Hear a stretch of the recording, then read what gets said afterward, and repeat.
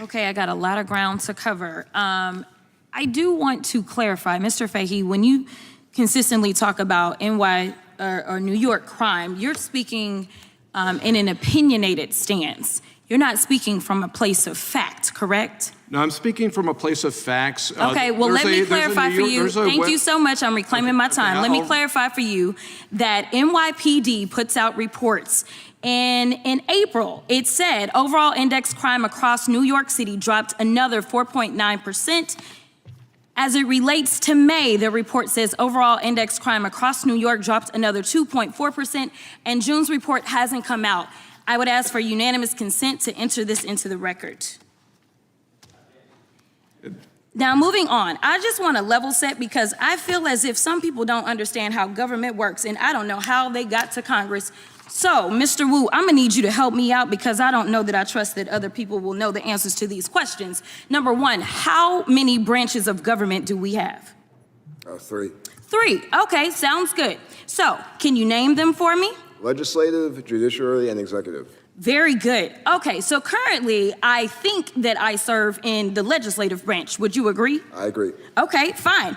Can you tell me when somebody goes to court, such as a criminal convicted of 34 felony counts, state court in New York, would that be the legislative people or judicial people? Well, it's really the executive that's prosecuting, and then it's within the judiciary to run the trial properly. Okay, very good. So, judiciary. So typically, if someone has an issue with, say, what happens in court, do they then somehow hop from state court all the way to the federal legislative branch, or is there a different process in which you are supposed to be able to explain any issues you may have? The process would be the judicial appellate process, holding aside the issue of state versus federal. Oh, interesting. Okay. All right. So normally people don't get convicted on a state level and somehow end up litigating the issue on the federal level in the legislative branch. Is that correct? Yes. Okay. All right. So something is different about what's going on today. I just wanted to clarify because I thought I was living in the upside down for a second. Now, I want to move on and talk about how someone is prosecuted.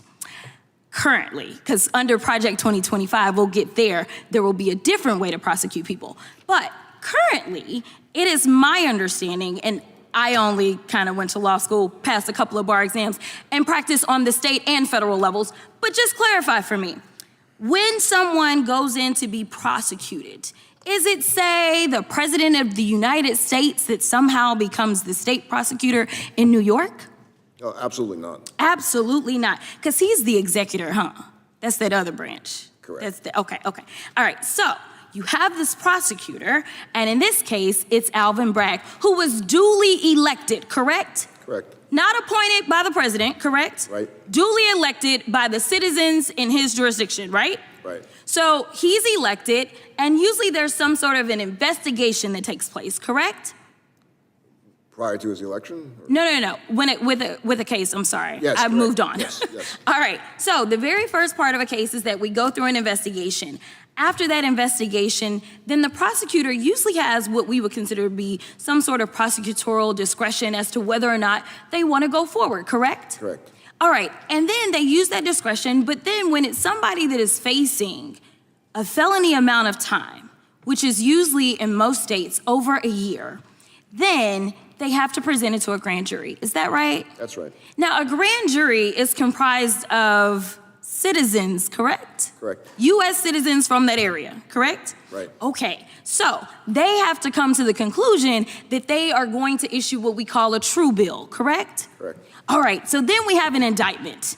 And then there's pretrial motions, there's pretrial hearings, all kinds of stuff, right? Right.